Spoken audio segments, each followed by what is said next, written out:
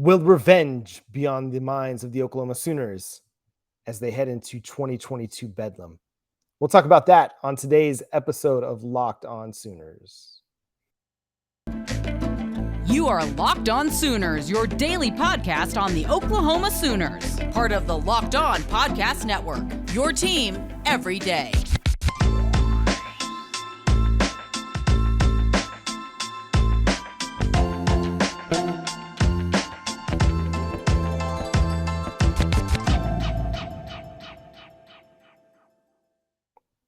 Welcome back to Locked On Sooners. Today's episode is brought to you by BetOnline. BetOnline has you covered this season with more props, odds, and lines than ever before. BetOnline, where the game starts. Thank you for joining us. My name is John Williams. You can follow me on Twitter at John9Williams. And joining me as he does every day is Josh Helmer. You can follow him on Twitter at JoshOnRef. You can also hear him Monday through Friday from 9 to noon on 94.7 The Ref in Norman. Josh, how are you doing on this fine recording Tuesday?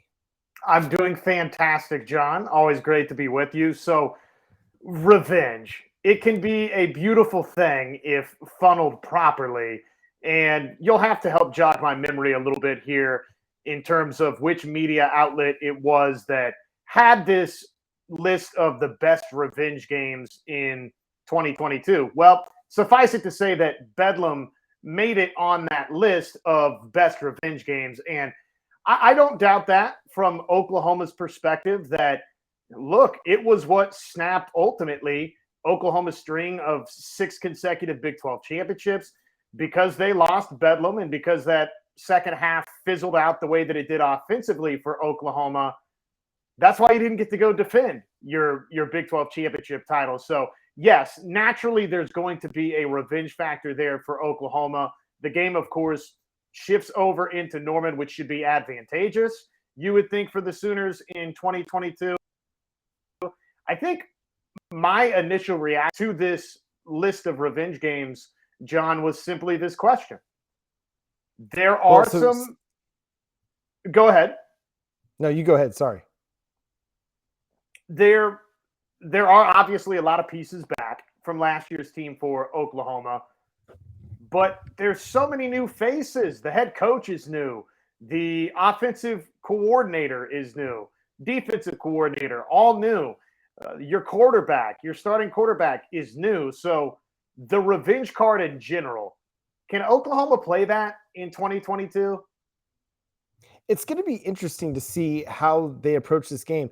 I mean, Brent Venables has already talked about the magnitude of something like Red River. Like it's not the same game. Red River rivalry, it goes way above. It's one of the best rivalries in all of sports. And Bedlam is kind of Oklahoma's second big rivalry game. And Brent Venables is already kind of magnifying what Red River is. Like the environment, the attitude. He talked about it as like hate. And so I don't necessarily think he's going to downplay what Bedlam means and what Bedlam is. And so I think there will be something that they can kind of hold on to, especially with the guys that were here last year. I mean, there are a ton of guys that, watched the way Oklahoma finished that game, and they're going to want to play better. I mean, 2/5 of your offensive line was part of that Bedlam game. You have 2 guys that went to the NFL. You got a new guy that transferred in. Jalen Redmond, he's back. Your linebacker core, it's back. Much of your defensive backfield, it's back. And they know Spencer Sanders and the Oklahoma State Cowboys put up 37 points on that team. Is that going to be a defense that's motivated to say, hey, listen, that was not our best game? And a guy like Marvin Mims, he's back. Eric Gray. Again, I mentioned the offensive line. Braden Willis, who made one of the best catches of the season in that game, he's going to be a focal point in this one too. And so I think there's enough guys that can say, listen, we want to get that one back, because we did not play well in the second half of that game. Aside from a few big plays here and there, the offense was pretty terrible in the second half. And everything that kind of transpired in the 24 hours preceding that, like after that game, it's what's led to where we're at as the Oklahoma Sooners football program. And I think most people are really happy with where it's at and fine with where it's at. But I think there's going to be this kind of sour connection almost between Bedlam and the way Lincoln Riley left. OU fans are going to be fired up for that game, no doubt about it. I think there's going to be enough of a player contingent that was a part of this game last year that will at least rally together themselves to maybe not make revenge kind of part of it, but they're going to want to get it back. They may not use those words, but they're going to want to get back on the winning side of things in a matchup and in a rivalry, quote unquote, that Oklahoma has dominated for a century. I mean, this is a game that's very one-sided, and Oklahoma lost it last year. So that they're going to want to get it back. And I'm looking at this, John, from a very macro point of view. So the Oklahoma State, the Bedlam game, it's listed as one of the best revenge games in 2022. And on paper going in, what we know or what we think we know about the Big 12 Conference, it absolutely could wind up living right up to the billing. Spencer Sanders is the returning Big 12 quarterback of the year. Oklahoma State, though they're replacing a lot defensively, they should be, you would think on paper, one of the best teams in the Big 12 Conference. I don't know that they're going to be in the Big 12 championship game type good, but from that perspective, okay, it's got a great opportunity to be, alongside Baylor and Texas, and then obviously the non-conference trip early to Lincoln, Nebraska. The Oklahoma State game's got every opportunity to be arguably the biggest game ultimately on OU's schedule. But again, I'm not even just looking at it individually. I'm kind of thinking of it through that macro picture with Dillon Gabriel as your starting quarterback. And I know that he's going to hear from a lot of his teammates about the disappointment that was 2021. And I'm sure that process has already begun for Oklahoma about, really, even though we were 9-0 at one point last season, was that really the brand of Oklahoma football that this program is accustomed to playing or wants to play? I just, again, am asking, are we really going to see the revenge Sooners in 2022? Because we should, right? We should see the revenge Sooners. They ought to be ticked off that they lost their string of 6 consecutive Big 12 championships. I'm just wondering if, because you have a quarterback coming in from another place, if that works against OU in that factor. Well, in one aspect of that is potentially it keeps them a little bit more level because he's a guy that doesn't have a history in the game. A guy like Brent Venables, he's played or he's coached in a lot of Bedlam games. Like he knows what it is, what the atmosphere is like, what the environment, what it means for Oklahoma to have this dominance over Oklahoma State. He wants it on the recruiting trail. He's going to want it in that game. Now he might not use the revenge card, but he's going to definitely play up that we're Oklahoma. We need to win this game. This is huge for us. We got to, come into it with the same level of intensity that we go into Red River Week, or we go into, beating Baylor, winning that game against Baylor, which I think to me is the more going to be the more important game. But with Oklahoma State being the second to last game of the season, I think you're right. Like it's going to have huge ramifications for the Big 12 title race. And that might be the game that kind of decides, like, is Oklahoma State going to still contend like that final week? Are they going to be in contention, or are they done? Did Oklahoma knock them out of contention with 2 weeks to play until the Big 12 championship game? That'll be a really interesting question. I think, like I said, I think there are enough players individually. You're going the macro, the big picture view. I get that. There's a lot of turnover with this team, this roster, this coaching staff. I think the place where the lack of turnover might motivate them is on the offensive side of the ball, because the offense did fizzle. The offense was not good in the second half against Jim Knowles' defense, with Malcolm Rodriguez out there and a host of other Oklahoma State Cowboys who are now gone. And this is going to be a team that's going to want to get that back. And I think, guys like DeMarco Murray, Bill Bedenbow, Cale Gundy, that still probably sits in their craw a little bit that they lost that game and the way that they lost that game. Had they played well, played a complete game throughout, and then just lost to Oklahoma State on the offensive side of the ball, maybe they don't go into it with any extra meaning.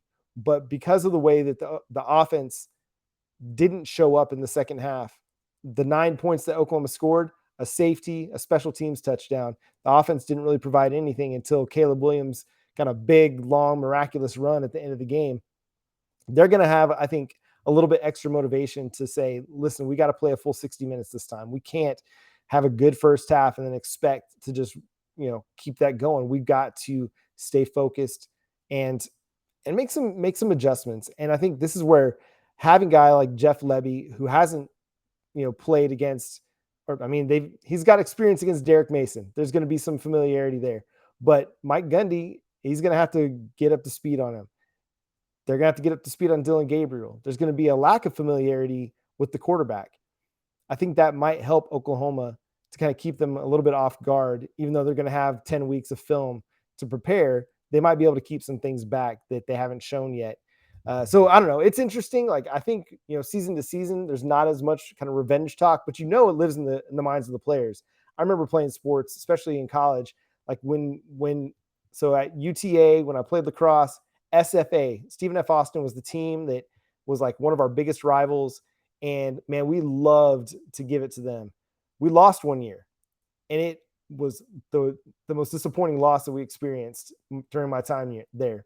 And it was my last year there. I would have loved to have one more year to get that one back, because it sucked. I hated losing to Stephen F. Austin. And I think that could be the same thing for some of these guys as it pertains to Oklahoma State. I mean, this is going to be Braden Willis's last Bedlam game. He's going to want to go out on a high note in that one. So any other thoughts? Like, they also mentioned, Oklahoma going to Nebraska, like as Nebraska wanting to get revenge for the loss in Norman. Yeah, that's huge for Nebraska to make an early statement that this is not going to be another dud of a final season for Scott Frost. Obviously, look, every game's important for OU. I don't want to come across as saying that game's not important for OU. Of course it is, but it's much more important for Nebraska. And again, Hey, I'm all here for a Bedlam beatdown and make it Revenge City in Norman versus Oklahoma State. And a Bedlam series has historically gone. Just consider this my open campaign for not just one date on the 2022 calendar for Revenge for Oklahoma. I want a revenge season for Oklahoma in 2022. Yeah, bring out Wyatt Earp, the brothers. Let's go Tombstone on this. Let's just make this Unforgiven. Like, let's go full Western. We're getting back. Like, we're coming for blood. Like, let's go that route, Toby. And if you're listening, some of your scene setters, we got to pull some Tombstone quotes out. I think it'd be a lot of fun. All right, coming up, we're going to talk about the future power rankings and where Oklahoma stands amongst the rest of the country, according to ESPN. But first, I'm going to talk to you about BetOnline. BetOnline.net is your number one source for all of your sports betting needs and info.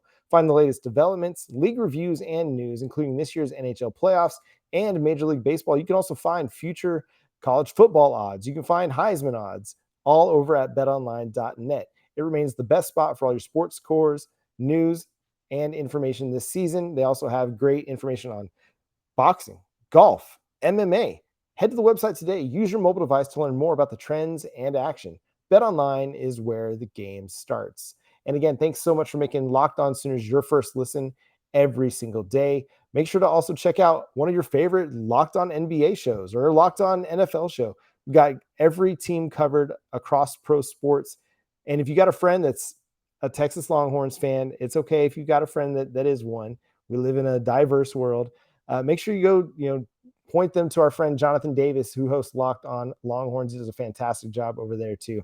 So Josh, ESPN's future rankings, they come out with positional rankings throughout the offseason. But Oklahoma, they came in at number 7 in ESPN's positional rankings. Just your takeaway from that off the top.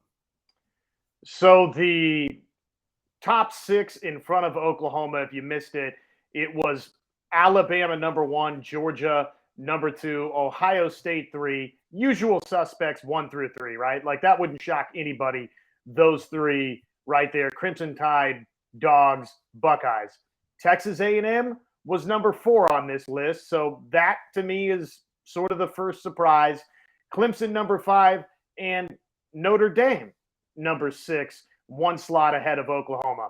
So that's what the top of the board looked like if you're curious about these future ESPN college football power rankings from ESPN. And essentially, what this ranking is designed to provide is, okay, what do we think college football, the landscape looks like in the top 25 over the course of the next 3 seasons? So this is not individually a now ranking for Oklahoma in 2022. It's really more of a cumulative ranking for the next 3 seasons. And what it tells me, John, is that Oklahoma's right where they've been, according to Adam Rittenberg and ESPN. They're one of the best teams in America, but they're not in that ilk of an Alabama, of a Georgia who we just saw break through and win a national championship, of a team that's led by someone who's regarded by many as the Heisman favorite in C.J. Stroud and Ohio State. They're not quite there, and actually they think the program where your head football coach just came from is still in front of you, and they think a program that you'll soon be joining in the SEC is on the rise above you in Jimbo Fisher and Texas A&M. So Oklahoma, kind of where they've been, which is knocking on the door, able to get into the college football playoff. But to me, I see that number 7 ranking, and it's ESPN telling me, John, they don't see Oklahoma winning a national championship in the next 3 seasons. And I think it's fair. You know, I think Oklahoma's still got some building to do.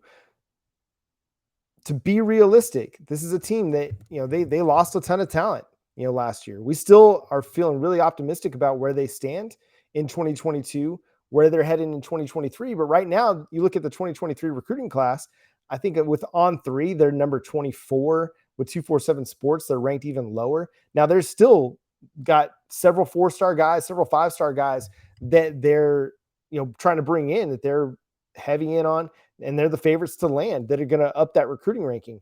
But I mean, Texas A&M just landed the number 1 recruiting class for 2022.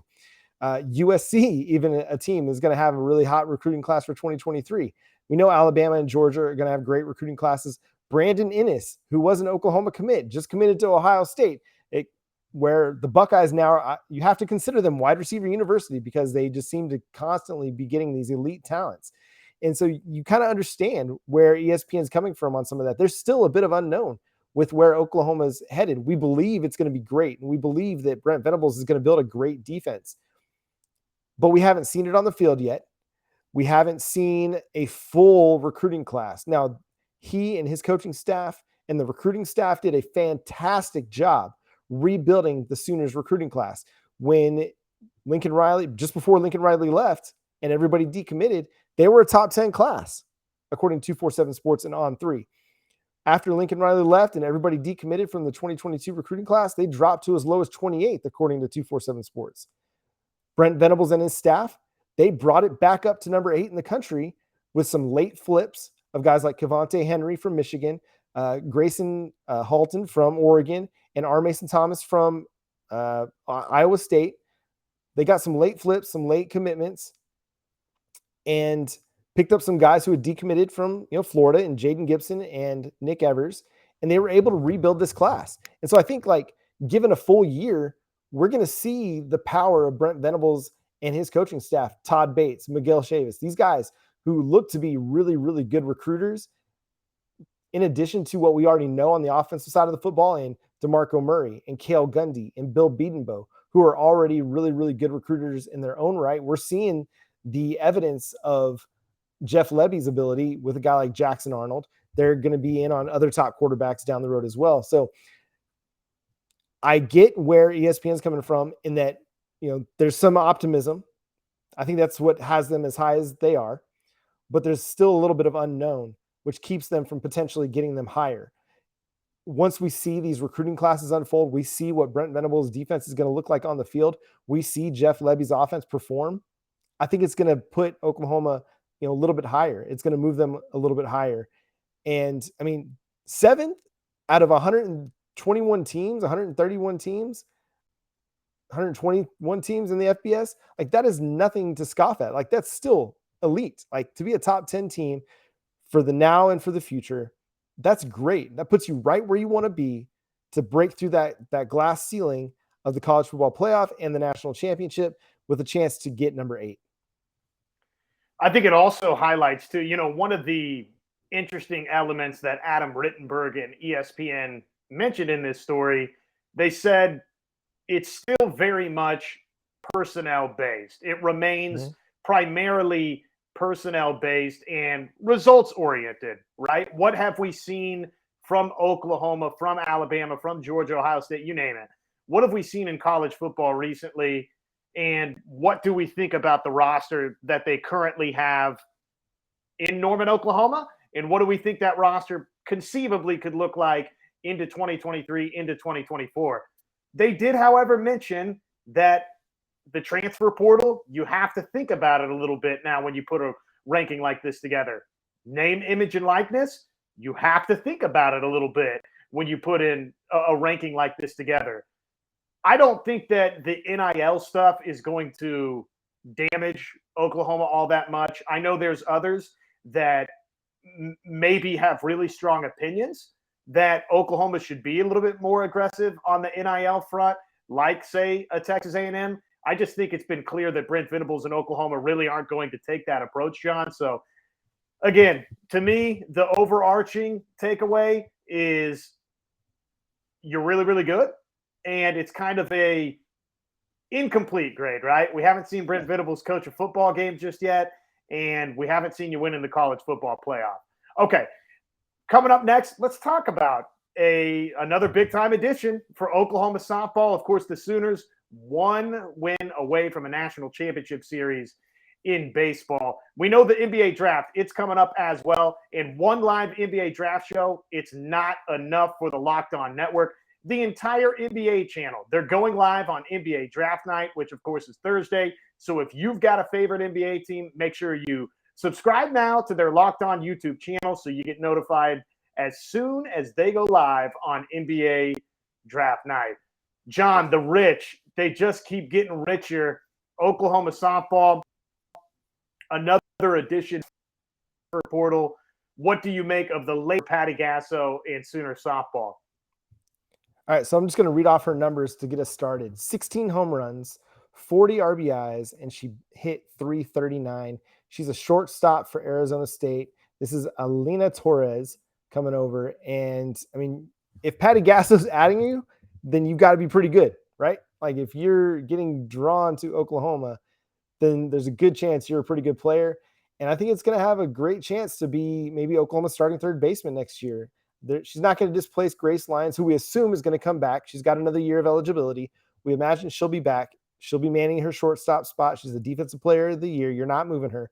But if Torres can move over to the third and be your third baseman and potentially hit behind Grace Lyons, add a little bit more power to the lineup, I mean, what else is there to say? Like, this is a winning factory that is going to continue to breed that, because as we saw with the addition of Alex Storako as well, one of the best pitchers in the country, the rich, like you said, the rich keep getting richer. They had a great pitching staff already with Jordy Ball and Nicole May. You add a pitcher like Alex Storako, you get even better. And in the future, you'll continue to add that. On the offensive side of the baseball, softball, 7 shifts in a row I've worked. I'm finally done with that. On the offensive side, at the plate for Oklahoma softball, because of their legacy and what they've done over the last several years now at the plate, it's going to draw pretty good offensive players who have eligibility left, maybe as a grad transfer like with Storako and with Torres, where you're going to have an opportunity to continue to add these players. And now you're looking at, you don't have to move Jada Coleman out of the leadoff spot. You can leave her there. Maybe you bat Torres second, or maybe you move Tiara Jennings up to number 2, taking Jocelyn Alo's spot, and you can just bump everybody up a notch, where Grace Lyons now bats 3, who showed off tremendous power and an ability to drive in runs this year. And then maybe you bat Torres or Alyssa Brito. Like, you've got options, and she just gives you another option to deploy in your lineup, and it's going to, again, make everybody better. Maybe you throw Riley Boone at the top of the order, and Jada Coleman slides back to number 2. So many options for Patty Gasso. I love the addition, and it just goes to show the drawing power of Oklahoma softball, similar to Alabama football. The dynasty is ongoing. It's real. they're just loading up for another national title run. Yeah, it's amazing. They are the clear favorite to go three-peat. And I love the transfer portal additions they've had from Torres and Storako. We know that they've got Kirsten Deal coming in this class as the top-rated pitcher. I'm blanking, and I don't have the note in front of me on another power hitter that Oklahoma added in terms of its commitments or signing class. So there's actually somebody else in addition to Torres, too, that's joining Oklahoma that is widely regarded as one of the top hitters nationally that's coming into Oklahoma. So it's just amazing what Patty Gasso continues to do. They've won back-to-back national championships, and I think they're probably going to win a third in a row before it's all said and done. Exciting. Yeah, I mean, they're going to be the favorite. At the same time, when you lose somebody like Jocelyn Allo, you're gonna potentially take an offensive step back. That doesn't mean they're not going to be good or great, but it does mean you lose a big part of your lineup. At the same time, you're talking about the recruiting class. You mentioned Kirsten Deal, the number 1 pitcher in 2022's recruiting class. They had Jocelyn Erickson, the number 10 player in the recruiting class, and ranked number 9 by Max Prep's top 25 players. She is a catcher that can also play first base. This is what Patty Gasso had to say about her. She's versatile. Her name is Jocelyn, so that's going to go well for them. And they're excited about her power. Maybe this is who you're mentioning. She can be a one-swing game changer. Getting her on campus and working with JT Gasso, getting stronger and working with athletes at this level will be extremely beneficial for her. Her mindset will be able to elevate her game to a new level. And then they added another pitcher in S.J. Guerin from Texas and another infielder, Avery Hodge, the number 6 prospect in the country by Extra Inning Softball. So number 6, number 20, number 10, and the number 1 player according to Extra Inning Softball. So what was that, 4 top 20 players? I mean, 3 in the top 10. I think you're going to be okay at Oklahoma. You're going to add a lot of pop. Who knows how much they'll play right away as freshmen. Patty Gasso is not shy about playing freshmen early on. Tiare Jennings was great her freshman year. Jordy Ball was also great her freshman year. Jada Coleman, great their freshman year in 2021. So I like what they're adding. It's going to be great. And I mean, recruiting classes, transfer portal, Oklahoma is going to be able to draw. I think these additions are going to play huge dividends next spring. Erickson, by the way, is exactly who I was thinking of. So thank you for digging that up and finding that. It's just exciting. It's exciting for Oklahoma softball fans. And you think about some of the rankings that you mentioned. I mean, it's like, you almost for a second say they only have how many of the top 20 players coming here, but you have to keep in the back of your mind, well, they've already signed X amount of the top 20 players in these past signing and recruiting classes. And oh, by the way, they've reinforced themselves with the transfer portal as well, which is a proven commodity, right? In Storako, you're adding somebody that had 300 strikeouts. You have that coming in. So it's fun. It's amazing what Oklahoma softball continues to do.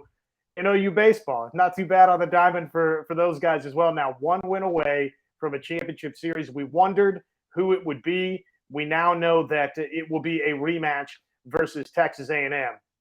Yeah, Texas A&M, the highest rated team or ranked team left in the tournament, and Oklahoma has a chance to knock them out. We're looking at a future SEC final, either with Oklahoma and Texas A&M or Ole Miss and Auburn going to the championship series of the College World Series. So that's really interesting.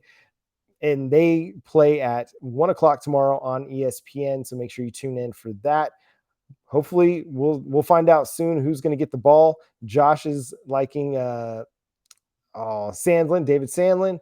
I'm kind of hoping it's going to be, Jake Benny. You go in with your best guy and say, get us there. And then we'll figure out our championship series rotation after that. Josh, you like their chances to make it to the series? Yeah, I think they're going to take care of business. Yeah, I just think they've got such a good vibe, a good mojo about them right now. I think they've turned the corner, John, on, this is a fun run to, no, we believe we can and are going to win a national championship. And I don't know if you saw this, but it was kind of cool. I think it was Toby Rowland that the voice of the Sooners that tweeted this out on his account. Skip Johnson had the team and took the team to the site of Rosenblatt Stadium because he wanted to show them, hey, this is where Oklahoma won the 1994 College World Series. This is where their mission ended, and this is a part of our mission going forward. We're here to win a national championship. And it was so cool to see on that bus. You could have heard a pin drop as Skip Johnson was delivering that message. I mean, just all eyes up front on Skip Johnson. Nobody distracted at all. It's clear, man, this team is on a mission right now. And he's got them believing that they can complete the mission. And that's, man, it's super fun right now to watch. Like I'm digging every pitch, every inning. It's been a blast. And good luck to those guys when they take first pitch tomorrow at 1 p.m. But that's going to do it for today's episode of Locked On Sooners. Thank you so much for tuning in. Make sure you subscribe to the show wherever you get your podcasts. We're free and available on all podcast platforms. You can also find us on YouTube. Make sure you subscribe to the show over there. We're trying to get to 2,000 subscribers before the start of the 2022 season, so help us hit that. And subscribe wherever you get your podcasts. That way it gets right to your feed directly. And until next time, where we'll talk about Oklahoma's game against Texas A&M. Hopefully it's just the one tomorrow. He's Josh. I'm John. We'll catch you next time. Boomer Sooner.